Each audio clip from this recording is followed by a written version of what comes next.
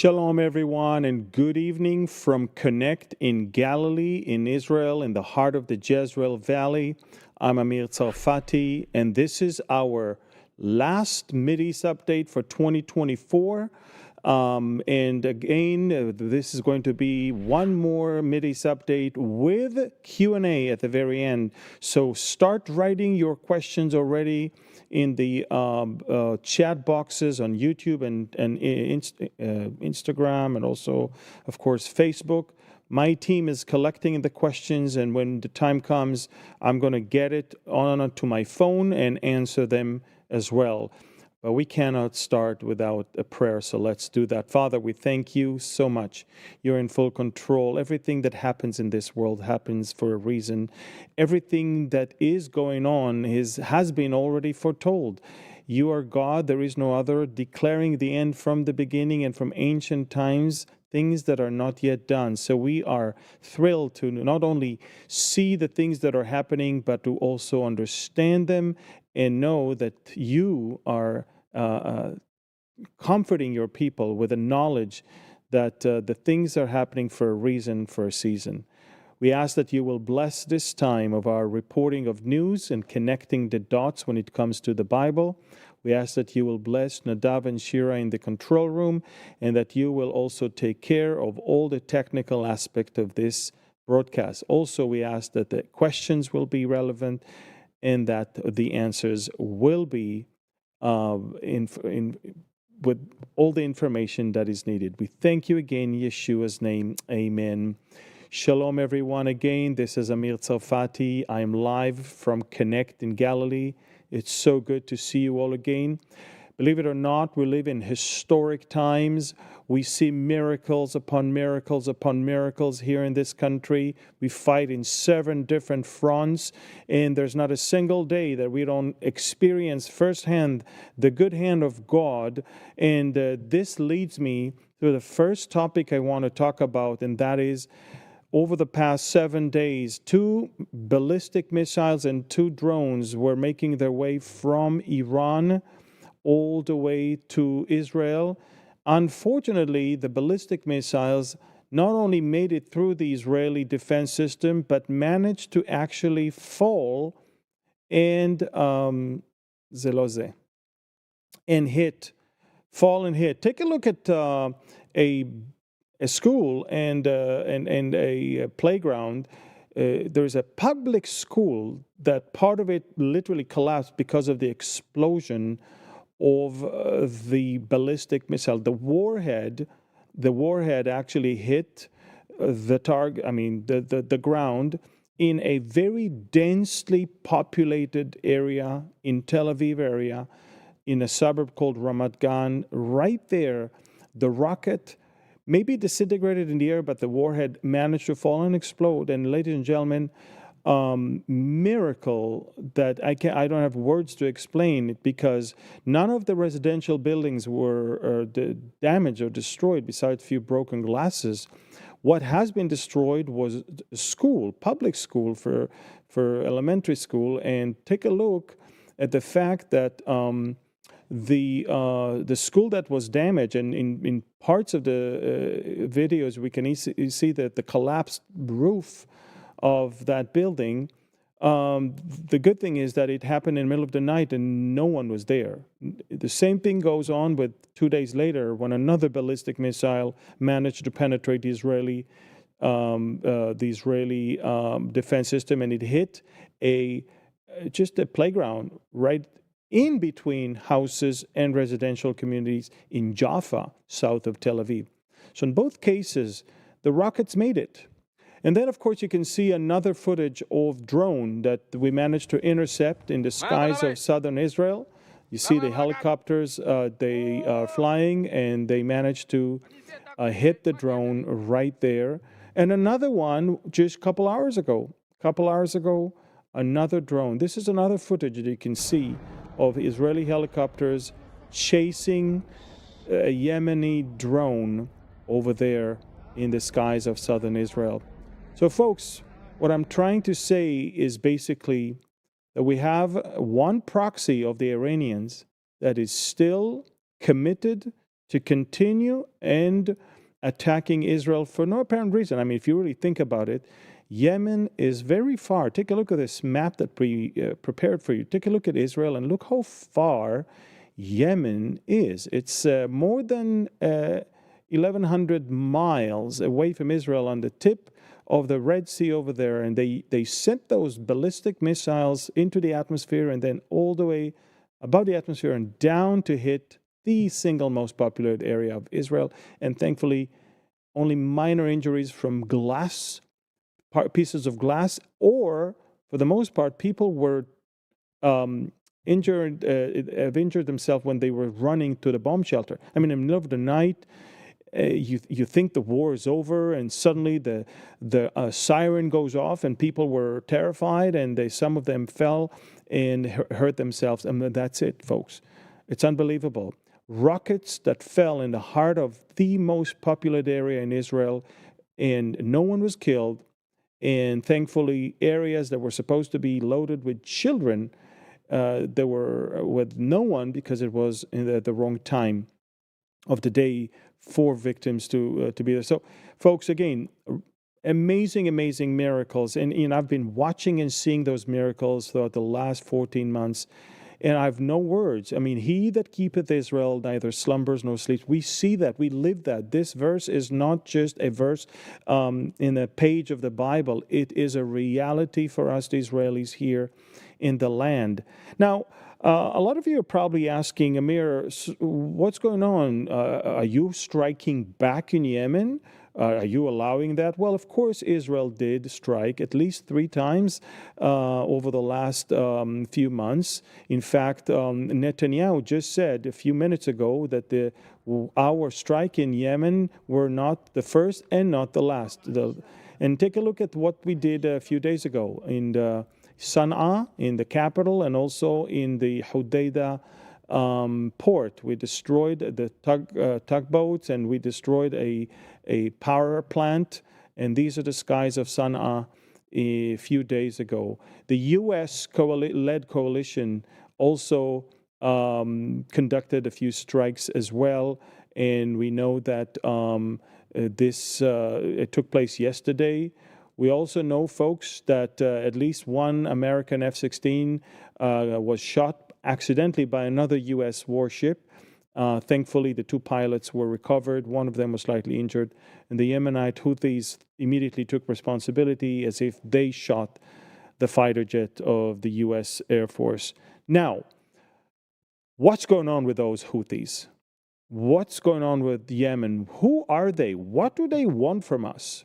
So take a look at the map that shows you more or less what Yemen looks like and who controls what there, so you can understand what's going on there. So this is Yemen. It's a huge country. A lot of it is desert, but it's also a country with a lot of resources and gas and oil and other things. What you see here in the map is that the red part is the part that is controlled by the Houthis. The green one is controlled by the government. The government that is assisted by Saudi Arabia, and the brownish one is Al-Qaeda branch of Yemen. So Al-Qaeda is Sunni, and the Houthis are Shiites, Zaydis Shiites, and you can understand that the Sunni-Shiite battle is even there. Now, we prepared a little ID card for you to read about who these people are. And I want you to know that at any given moment later on, you can pause the video and read carefully everything that is there.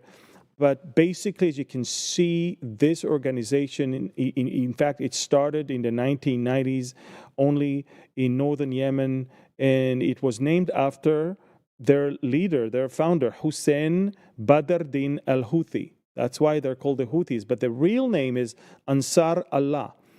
And in the very beginning, it was just against the government of Yemen, accusing them for corruption and other things. But remember, these are Shiites against Sunnis, and since the government was Sunni, it was very easy for the Shiites to accuse them for corruption. But what I'm trying to say is that later on, when the Iranians noticed that there is an opportunity, they adopted Ansar Allah and started equipping them with rockets and with drones, and give them money and bring them experts to train them, experts that came directly from Iran, experts that came from Hezbollah. And the Houthis became basically the secret weapon of Iran to threaten the whole trade in that part of the world. Now, let me make it very clear that you understand. The Houthis will say and do what the Iranians cannot say or do. Take a look at the flag of the Houthis. The flag of the Houthis in Arabic says the following thing: Allah is the greatest, death to America, death to Israel, a curse upon the Jews, and victory to Islam. This is the official flag of the Houthis, of Ansar Allah. Now, this is exactly what the Iranians think, but they will never say it. This is exactly what the Americans want to do, the Iranians, excuse me. This is how the Iranians, the Ayatollahs think, and they cannot say it. So they let their mad dogs, the Houthis, those, cavemen, they're just chewing on some narcotics all day long, and they're high 90% of the time. And they let them do the dirty job of just shooting everyone, shooting everywhere, doing whatever they cannot do. They're the cheap meat fodder, cannon fodder, basically, of the Iranians. The Iranians will always make sure to train people that are not Farsi, that are not Persians, that are not Iranians. And so take a look at what Israel did in our attacks. We understand that their main concern, of course, is the export and import, and we understand that this is exactly how Iran is equipping them. So what we did, not only did we attack targets in Al Hudaydah, but also we attacked targets in Ras Isa, and these are the oil depots, as well as the cities and the ports, and then of course you have more and more and more attacks on key locations in the area that is controlled by the Houthis in Yemen. Now remember, Israel may have struck Yemen, 4, maybe 5 times. The coalition attacked over 50 times. But take a look at the route of the attack, because it's supposed to send you a message. Take a look at the map of the actual route of the attack from Israel all the way to Yemen. Take a look at the very long stretch from the Southern Air Force Base. Take a look all the way to Yemen. Why am I saying that? Because it is almost equivalent to the distance from the Israeli Southern Air Force bases to where? Take a look. Now I'll show you where the future is. Exactly. Iran. So remember, every time when we attack in Yemen, we are already practicing our soon-to-come attack on Iran. It's the same technological and of course issues that you'll have to deal with in both cases: refueling in midair, trying to avoid radar systems and all that. And remember, Israel already took care of all the radar systems and the air defense systems in Syria and in Iraq and in Iran. So we already paved the way for our future strike in Iran, and I'll talk about it in just a few minutes. So we covered the Yemenites, we covered right now the Houthis, so now we understand more or less what's going on over there. I think it's time to move to Syria, because this is quite fascinating what's going on over there. Folks, I want you to understand that over the last few days, there is a whole pilgrimage of leaders from Arab worlds and from Europe and even from America to see Ahmad al-Shara'a or Abu Muhammad al-Julani, the leader of Hayat Tahrir al-Sham, HTS, who, I'll talk about it in a few seconds. Look how he's dressed up, nice, with suits and with a tie. He's meeting with the Jordanian foreign minister. He's meeting with the Qataris, with the Saudis, and also with, here you can see even with the Turkish foreign minister, Hakan. They had coffee together. They even looked all the way down at Damascus from the mountains above Damascus. They had time. But I want to remind you who this man is, because a lot of you. So take a look. Let me explain right now. Okay, so Al-Julani goes back all the way to 2011 when the civil war began. When the civil war in Syria began, it was a popular uprising. It wasn't anything that has to do with Al-Qaeda or anything else. But when this whole chaos began, Al-Qaeda, with its leader, al-Zawahiri, they realized there was a chance here to make a move in Syria. So what they did, they basically told the leader of Al-Qaeda in Iraq to go, and his name is Ibrahim Awad. They asked him to find someone in Syria to start preparing that area for Al-Qaeda. He found Al-Julani, Ahmad al-Shara. He found him, and shortly after that, already in 2012, they established Jabhat al-Nusra. That was the Al-Qaeda branch in Syria. And then, of course, what happened is that there was a split. The guy in charge of Al-Qaeda in Iraq didn't like the fact that the Syrians have their own thing. He wanted to be on top of everything. And the split caused that Ibrahim Awad to leave Al-Qaeda and establish ISIS. And he also changed his name to Abu Bakr al-Baghdadi. That's the guy. Take a look. If you remember, this is it.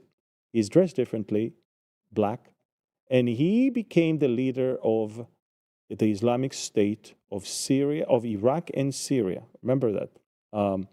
And I want you to know that at that time, now Al-Julani is loyal to Al-Qaeda. But because he was loyal to Al-Qaeda and it was still affiliated with them, he was bombed by both the Americans, the Russians, the Turks, everybody. And so he asked permission to break the oath or the allegiance between him and Al-Qaeda so he can act independently. And this is when he started his own thing. He actually received permission from al-Zawahiri because al-Zawahiri said, I don't care if he's called Al-Qaeda or not, as long as he managed to topple Assad, that's what we want. And so in July of 2016, that is the split that took place, and Al-Julani is now declared as a leader, detached from Al-Qaeda, and finally they showed his face. Look at his face. That's him. Now, if that looks familiar to you, it's because they wanted him to look very much like Osama bin Laden. Same coat, same scarf, same head wrap, everything. And why is that? Because Al-Qaeda said, you may be leaving us, but we want you to not look like the one who left us not in good terms. We don't want you to look like al-Baghdadi. We don't want you to look like that guy that is dressed black. We want you to look like the mythological leader of Al-Qaeda, Osama bin Laden. So that guy that you see that is meeting with everyone today, dressed with a coat and with a tie and sits with world leaders, this guy that America within 10 minutes, America removed the bounty of his head, $10 million bounty. That's it, no longer. It's crazy. This guy in 2016, during the declaration of the separation from Al-Qaeda, when he was no longer with Al-Qaeda, I'm going to read to you what he said. First, our aims are establishing a religious regime in Syria, implementing Sharia law, unifying the rebels and overthrowing Assad and his supporters. He did that. Protecting jihad in Syria, addressing the daily needs of Muslims in Syria, that is the Sharia state, and ensuring security and stability for all citizens in Syria. Do you understand? Even after the separation from Al-Qaeda, Jolani and his followers still announced their intention to establish Sharia law. And on my Telegram channel, if you haven't downloaded it, you should. I posted there a few videos of what in Syria, under Sharia law, what they do to women. It is, now I'm not going to show it here because this video will immediately be banned by YouTube. But I want you to know that a very, very, very bad future is about to take place, to be upon women in Syria. Now, Ismail Assad, by the way, what you just saw, she filed divorce from Assad while both of them are in Moscow. But it's a different story. But I want you to know, folks, this Jolani is Al-Qaeda in his soul. He's a jihadist in his soul. He wants Sharia law in his declaration. And all that you see now with the tie and the suit and the new modern clothes and all the peace, honey dripping words from his mouth, it's all part of the deception that we've seen already from Hamas and others. Now, after October 7th, I don't believe any one of those people. And this is exactly why the Israeli government is doing what it needs to do in northern Israel on the Syrian border. And I want you to know that over there in Syria, our tanks are going in, and our troops are clearing every village and every town that is close to our borders. And trust me, I want you to know something. They've seen what happens to houses that are used by terrorists. In Lebanon and in Gaza, those houses are gone. So voluntarily, all of the people next to our border are taking all the weapons and all the ammunition and give it to us. They say, take it. We don't want it. Just don't touch our houses. We want to live here. We're tired of war. We don't want to fight you. We don't want anything. Just take the weapon, take the ammunition, take the RPGs, take the hand grenades, take the AK-47s, take the shoulder missiles, take the landmines, take all the explosives that we have. Take it. Just don't hurt us. Don't hurt our houses. Leave us, standing here, and we want to stay here. This is what's going on in Syria. And while this one is going on in Syria, even in Lebanon, Israel is still operating. We still have 30 more days until we need to pull out of southern Lebanon. And every single day, we demolish more houses where we find more infrastructure of terrorism.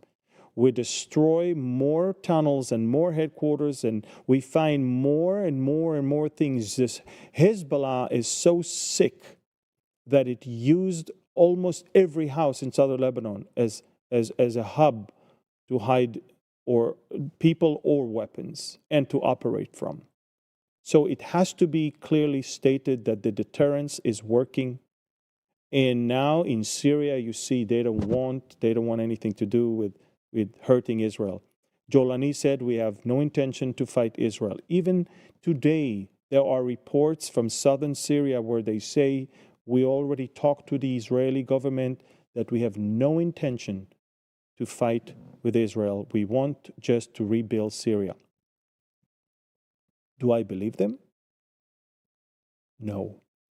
I don't believe a single Muslim that lives around me because of, saying, I want peace with Israel.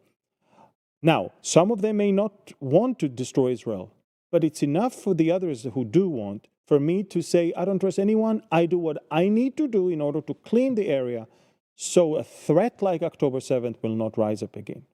That's it.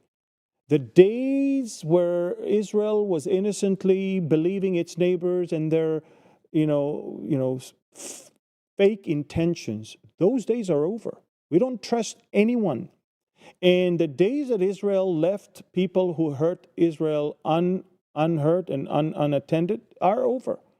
Every one of the militias, of the proxies, of the terror organizations, every leader, all of them are going to pay the price, because that's the only language the Middle East understands.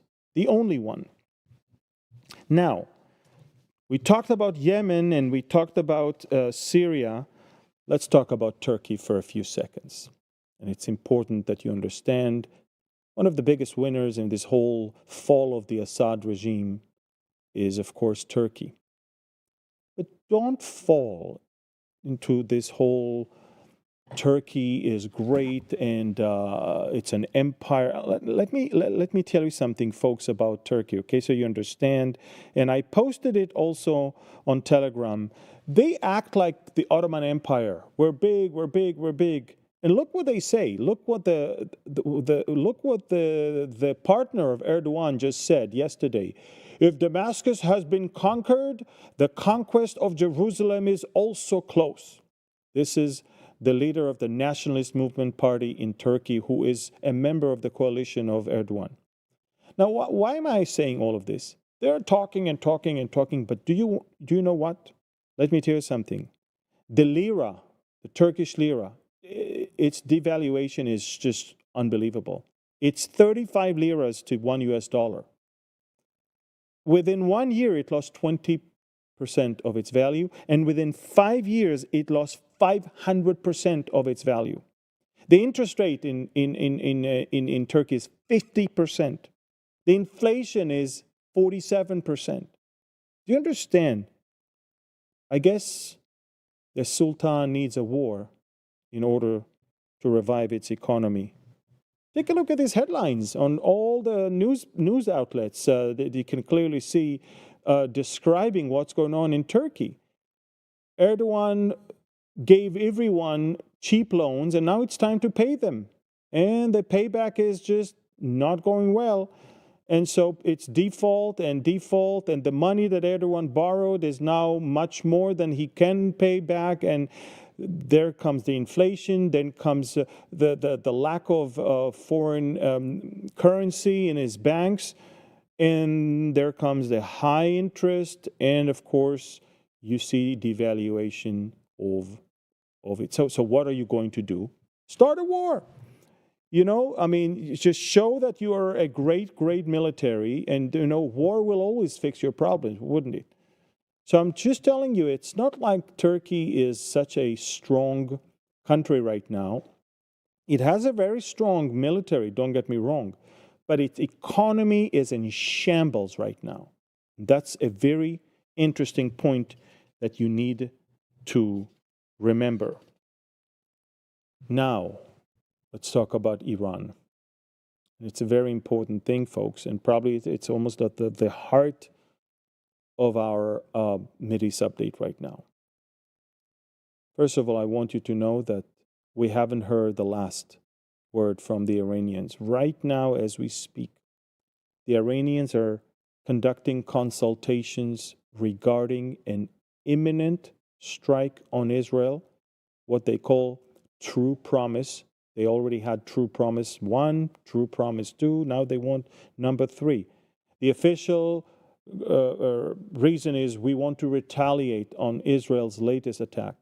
But in reality, they are frustrated. Look, they cannot even fly above Syria. The Syrians banned their all Iranian planes. The Iranian planes are going all the way up to Turkey and then down towards Beirut.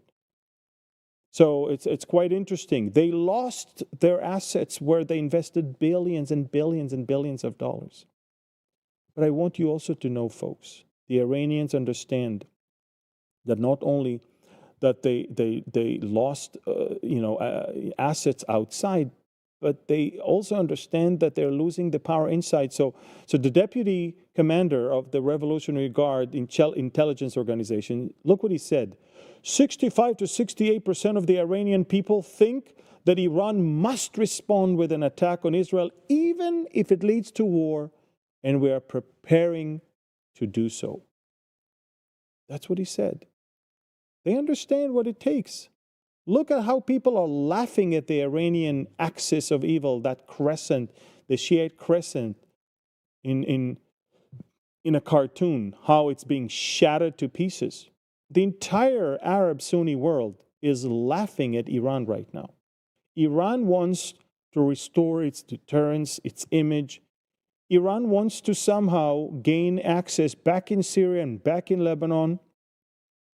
Iran wants to maintain Hezbollah's remaining power. Make no mistake. Don't fall into pride and arrogance when it comes to Hezbollah. Hezbollah may have lost thousands of people, but they only lost 10% of their manpower. 10,000 Hezbollah terrorists may have died, but they have 100,000. And we also believe that Hezbollah somehow is still having some long-range or medium-range ballistic missiles it supports to become actively used when Israel goes after the nuclear program of Iran. So Iran is still banking on the remaining power of Hezbollah to do something. So folks, you need to understand the Iranians are not only not abandoning their nuclear program, it's the only thing they think about right now. They lost everything else. What else can they do to become or to remain power with deterrence and some respect? They look at Pakistan, they look at India, they look at North Korea, they look at countries with nuclear weapons, they say, we want also. And so if we have it, nobody would touch us. So right now, as we speak, there are consultations in the highest places. Look at what the head of the Mossad, Dadi Barnea, said the other day. He basically said, and all of these are from my Telegram channel, so I highly recommend to follow it. He said that instead of going after the Houthis, whenever the Houthis attack, we need to go straight to Iran. Straight to Iran. And again, hit the head of the snake. Folks, let me explain. In the last 24 hours, in the highest places in Israel, we are seriously considering a strike. Now, we call it preemptive strike, so the Iranians will not have their strike. The Iranians call theirs preemptive strike because they think Israel is about to strike them, and so every side calls it preemptive strike, but in reality, we're waiting to see who's going to blink first. And in reality, everything Israel did in Iran so far, and we did it twice so far, everything we did, and by the way, they attacked us twice, in April and in October. In the middle of, the first one was at 3 a.m., the second one was at 8 p.m. We're talking about hundreds of ballistic missiles that were fired from Iran towards Israel. And if you remember that. But what I'm trying to say, folks, is that Israel is going to seize the moment. And Basimuti, what I'm trying to say, folks, is that over the last 24 hours, in the highest places in Israel, and over there in Tehran as well, they know exactly what we're talking about. The deliberation and the consultation and the talks are about an imminent strike. And so, as I said before, it's now the question of who strikes first. It's not if, it's when and who does it first. And I want to tell you, folks, there's a very good chance that we will have to do it before January 20th. And that's not going to be easy, and it's not going to be pretty, because you and I know that we prefer to do it with the blessing of the U.S. administration and even the assistance of the U.S. administration, because attacking the nuclear sites of Iran is much more difficult than destroying air defense systems and radar systems. But we need to. We don't have a choice. They are very much so almost there. And they know exactly what we're planning, so they might even try to strike first. So stay tuned, because things are going to escalate much sooner than you think. And I don't think the Middle East can handle this type of suspense until January 20th, when Iran is the laughing, poster in the Middle East right now. They cannot bear that shame and the anger and the frustration of all those generals there. Every day, one says, more nasty things than the one before, the day before also. So watch it very carefully, because things are going to escalate very, very quickly in the next few days. Let's talk about Gaza, folks. There's a lot of talks about a hostage deal. To be honest with you, it's not substantiated, because Hamas is not giving us the names. Hamas is busy with propaganda and with psychological warfare. So every Saturday, they release some stupid video or some cartoon that they make. This is the latest cartoon of Benjamin Netanyahu's son enjoying the sunny Florida, whereas our hostages are in tunnels in Gaza. Now, why am I saying all of this? I'm saying all of this because you need to understand that of the up to 40 or maybe 40-something living hostages, they're not all in the hands of Hamas, and they're not all in tunnels. They're held by families, by organizations, by families in homes, in houses. Some are under the ground, some are above the ground, but the Gazans are still holding our hostages, and it doesn't matter how much they suffer, they will never let them go. They're not that innocent, not at all. If they want an end to this war, give us our hostages back and surrender. They don't want to. They don't want to. So I'm not sure who is innocent over there, but I will tell you, if you look at the map of Gaza, Israel continues to operate. We have already paved asphalt roads on the corridor, the Philadelphia corridor, the Netzarim corridor. We have permanent military bases over there in everything that you see in the purple color.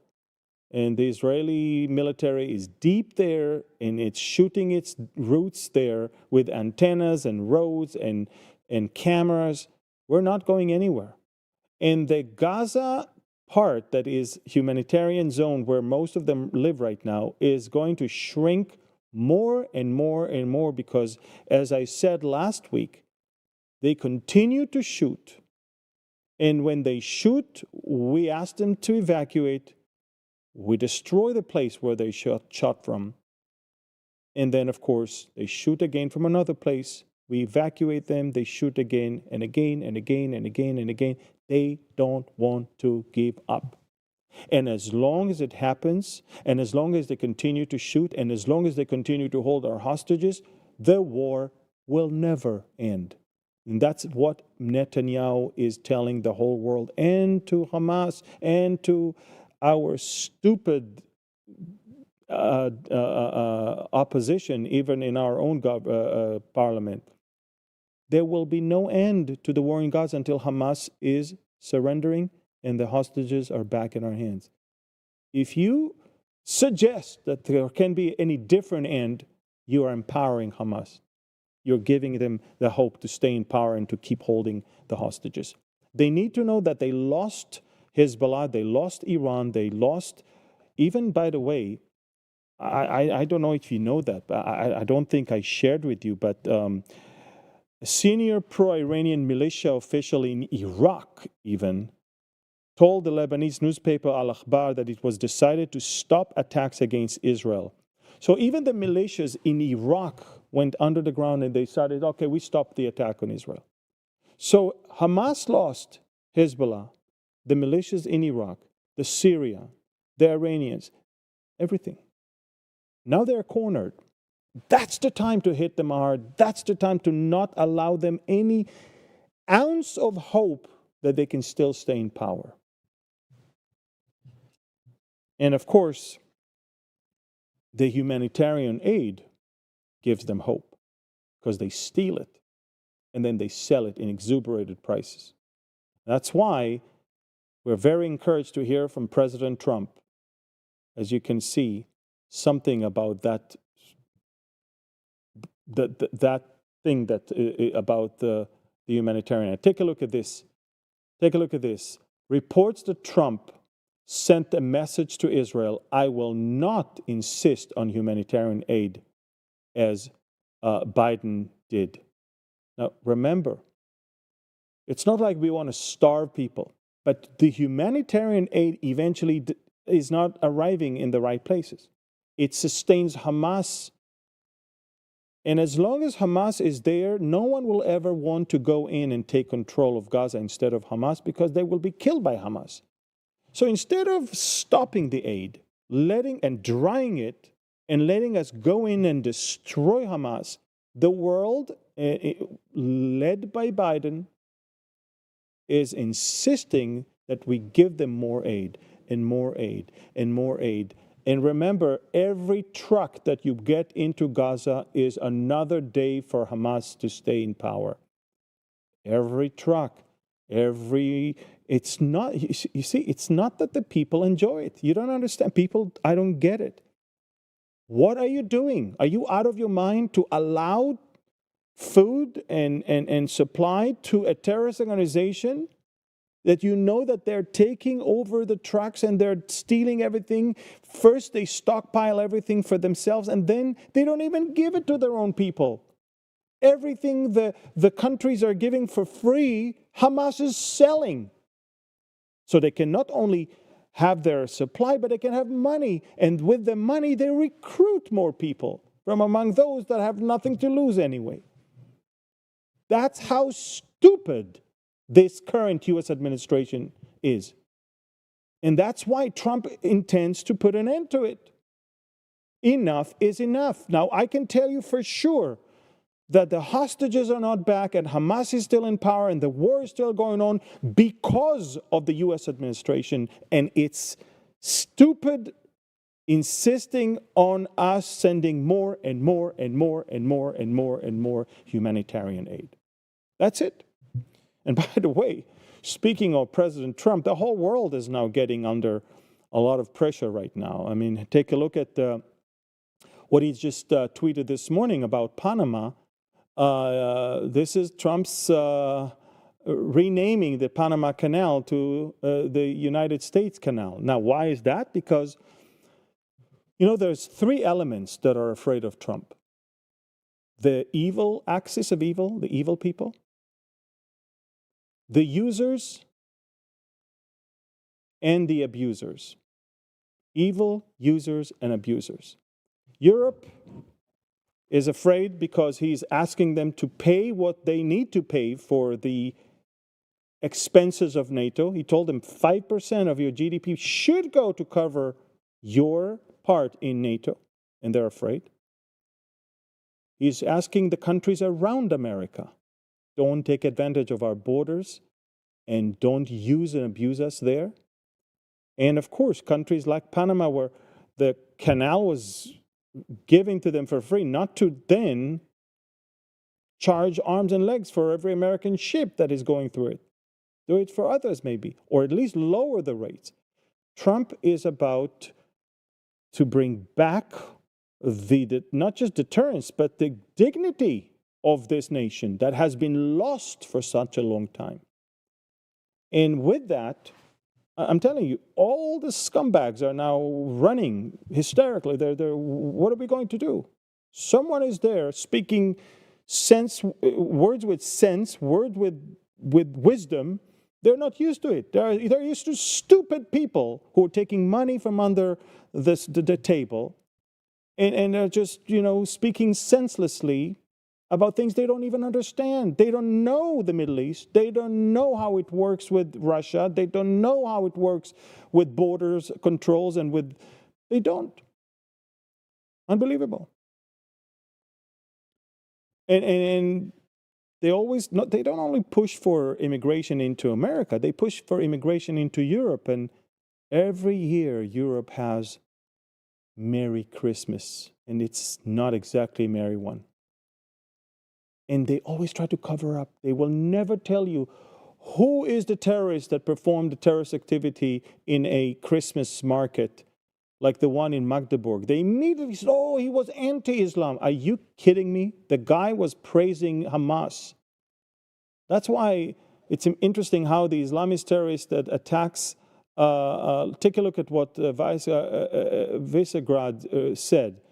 Where is it that you have no terrorist no terrorist attacks in any Christmas market in the last decade? Not in Poland, not in Hungary, not in Slovakia, not in Czechia. Why?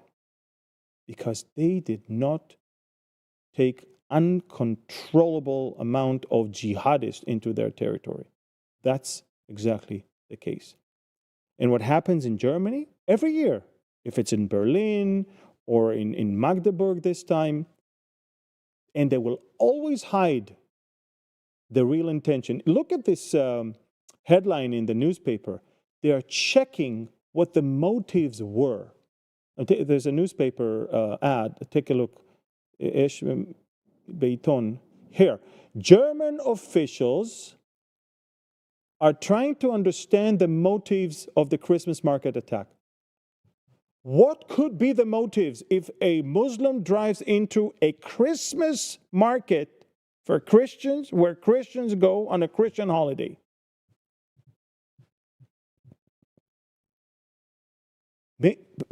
Have I lost something? I mean, what's going on here? And they all know the truth. And they know the truth, but they hide it from the people, but the people are no longer there. And that's exactly why in the newest polls in Germany, the leading candidate for chancellor, and you can see it on my latest telegram, on my latest telegram, I give there a list of all the candidates, and here it is. Where is it? Where I showed here. So there is Olaf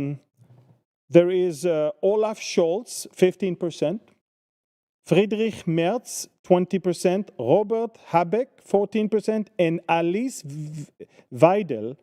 She's from the AfD, the Alternative für Deutschland, Alternative for Germany. They're considered extreme right-wing, okay, because they're anti-immigration. And she's 24%. Why? Why do you think it happens? Because you have abandoned your citizens. And you let those people attack them every year, the same time of the year, in the same places, and they're not safe anymore. So they are saying enough is enough. You know, the economy in Germany is in shambles. The economy in France is in shambles. The political stability is not even there. Why do you think? Why? Europe is so much in trouble right now. Why? Because it has been destabilized by progressive liberal governments that did not understand the ramification of what they are doing in decisions of uncontrolled immigration from Muslim countries with tons of jihadists that infiltrated in. Unbelievable. So, Christmas should be merry, and I really want to pray and hope that we all have Merry Christmas. And by the way, I know Christmas is not in the Bible. There's no verse that says we should celebrate Christmas. But Hanukkah is not in the Bible as a holiday that we must, keep. Purim is not in the Bible. But that feast of dedication was already mentioned in the New Testament, and Jesus came to Jerusalem during that feast, and Jesus used that to say, I am the light of the world. The Feast of Lights, Feast of Dedication. So sometimes there are traditional holidays. Sometimes for some people it's just tradition, but it's the right time for us to claim who the right reason for it is all about and what the right reason. And He is the reason for the season. So instead of fighting it, use it and give the people the reason for the season. And now it's time to answer your questions. So I'm going to see what my team has already collected. Okay, so here it is. Amir. Daniel wrote, what will it take for Israel to be without walls of Ezekiel 38? What will it take for Israel to feel safe again? The removal of its enemies. I can tell you that if we're going to have peace with Lebanon, and if we're going to make sure that Syria is completely demilitarized where we are, and if there is no Hamas and there is no Islamic Jihad, well, this is it. And we're on the way to get there. Stan is asking, will Turkey invade the Kurds? Absolutely. Stan, let me tell you something. That look at my Telegram channel. Up there, you can scan and download it. I just reported the Turks are amassing forces near Kobani. They are planning an invasion. They hate the Kurds more than anyone else, and they want to put an end to the Kurdish presence in northern Syria. Sasilarto is asking, is there any progress or update regarding the normalization between Indonesia and Israel? By the name, I guess you are Indonesians. I believe that once Trump is in office and Abraham Accords will be renewed with more participants, I believe that in the next batch will be Saudi Arabia, Indonesia as well. So it's just a matter of 2-3 months, according to what I estimate. Chino is asking, do you think that we are going to get raptured in 2025? Chino, we can be raptured in 2 seconds. So, I mean, I hope we will be raptured, but if it's not going to happen, I will continue to hope, because that's exactly how Paul lived. He said, if you remember, that the dead in Christ will rise, and we that are alive and well will be caught up together with them in the cloud to meet the Lord in the air. So my point is, we need to live with that hope, the blessed hope, and we need to eagerly wait for that to happen, for Him to come in the clouds to take us. Kate is asking, is the Isaiah 17 prophecy actually about the Assyrian destruction of Damascus or current damage? Thank you for asking that. Isaiah 17 is not yet fulfilled. Assyrians did not cause Damascus to be uninhabited. The proof is it is inhabited. The proof is it is still here standing. And the prophecy is not fulfilled yet. The prophecy, you see, many times in Bible prophecy, there's dual meanings. There is, just like Antiochus Epiphanes was a type of the Antichrist, in many ways, he was, having things that in a smaller scale would be performed later on by the Antichrist. But it was just a prototype. It was just a forerunner. It was just a type. So whether the Assyrians destroyed Damascus, then it was a I would say a way to show that Damascus in the future will be destroyed. But the destruction of Damascus by the Assyrians has never been so total, and it has not been to the point that it is uninhabitable. And you can bet that this is what's going to happen according to Isaiah 17, and it falls under the definition of what Isaiah 46 says, I'm God, there is no one like me, declaring the end from the beginning and from ancient times, things that are not yet done. Michael is asking, what is Israel going to do with all its POWs? It seems Israel is building a hostile army within itself. No, we're going to try them and hopefully execute them. We're not building any army.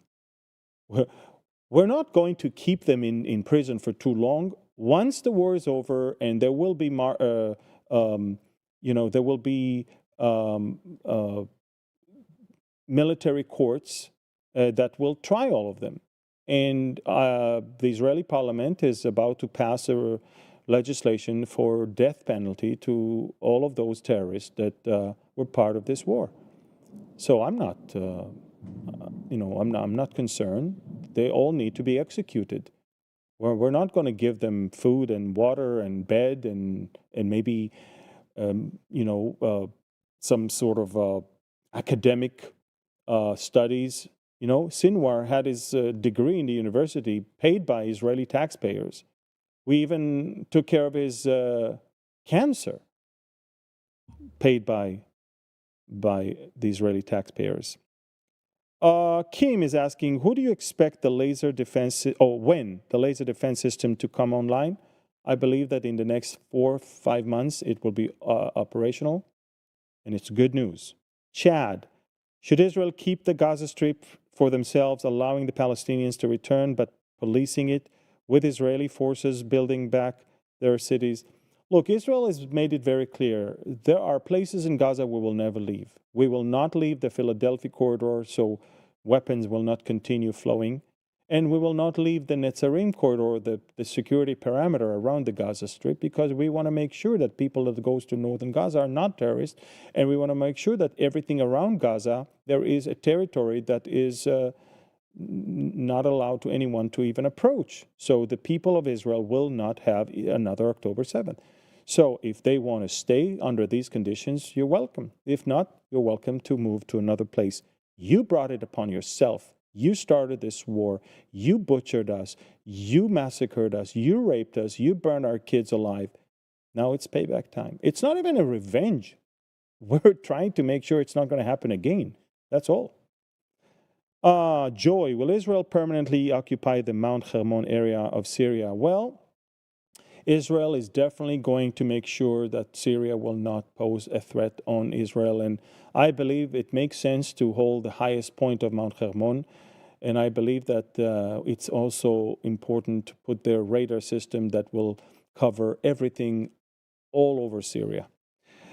When will the Jews finally have all the land that was promised to them by God during the Exodus? One day, in millennial kingdom, we'll have everything. And until then, as we can see, the land size is always proportionate to this spiritual state of the people. Why are Jews accused of colonization, occupation, but Muslims are not even though they are rapidly expanded and demanded the conquest people convert to Islam? Okay, why? Because the world loves to choose the lie over the truth. The world prefers darkness over light. The world prefers to always turn against the Jews. Look, the funny thing is, you look at the map and the dot that Israel is on the map, and all the Arab world all around, Islam was not there before the 8th century. So who is expanding and who is occupying and colonizing who exactly? Did you know that, for example, Morocco it had Christian community there before Islam even came to power. So, Northern Africa, all the Arabian Peninsula, Islam is the one that took over, and one by one took over countries, all the way, by the way, to Spain. They're not called colonizers. That religion is fairly new. Our excavations shows that we go back to 3,500 years. We go back. We have remains from the first temple period. We have remains from the Abrahamic city gate in Dan. We have remains that we are here long before any of the existing religions were there. So my point is, you can either fall into the lie of the world that is trying to incite you and turn you against the Jewish people. You can just use your brains, read books, educate yourself. And remember, it's a spiritual blindness and it's a demonic presence that wants to blind people and turn the nations against Israel. That's what it was all about. That's what Satan is all about. So, I guess the only way to stick to the truth is to know the truth first, because only the truth will set you free. And to know the truth is to know who Israel is, who chose Israel, what for, when, how, and to also know the plan of God for Israel, which is not to be destroyed and certainly not to be consumed. I am God, I do not change, he says. Therefore, you are not consumed, O Jacob. That's it. And you can choose to fight, you can choose to resist, you can choose to believe the lie, but you will eventually have to pay the price for it. And eventually you have to live the consequences thereof. That's it. Folks, this is it. I'm going to conclude with the Aaronic blessing upon you all. I want to wish you all a Merry Christmas and a Happy New Year. If there is something crucial, I will have breaking news on my phone and we will upload it immediately for you. Stay tuned. It's going to be very stormy end of the year in the Middle East, but I will keep you updated. But this is the last Mideast update from Connect for this year, for 2024. We're moving forward in the next year to adjust this Mideast update to include you guys asking more questions. And we want to bring the community of believers from all over the world to ask the questions and get the answers on each and every one of the topics. So we don't just report things, but we also answer questions and educate where you actually have the need. So let me conclude with the Aaronic blessing. Yevarechecha Adonai v'yishmerecha, Ya'er Adonai panav elecha v'yichuneka, Yisa Adonai panav elecha v'yasem lecha shalom. The Lord bless you and keep you. The Lord make his face shine upon you and be gracious to you. The Lord lift up his countenance towards you and give you his shalom, his peace. The peace that surpasses all understanding, that can only come from the Prince of Peace. He is also the Lord of peace, and he can give you peace now and forever, here and everywhere. His name is Yeshua, and in his name we pray. Amen. Amen. Download Telegram. Share this Mideast update with as many as you can. Thank you for everything. Merry Christmas. Happy New Year. We'll be in touch with Q&As and other things. Tomorrow we're going to talk about Hanukkah as well and even more. Thank you. Shalom and God bless you from rainy Galilee. Thank you. Bye-bye.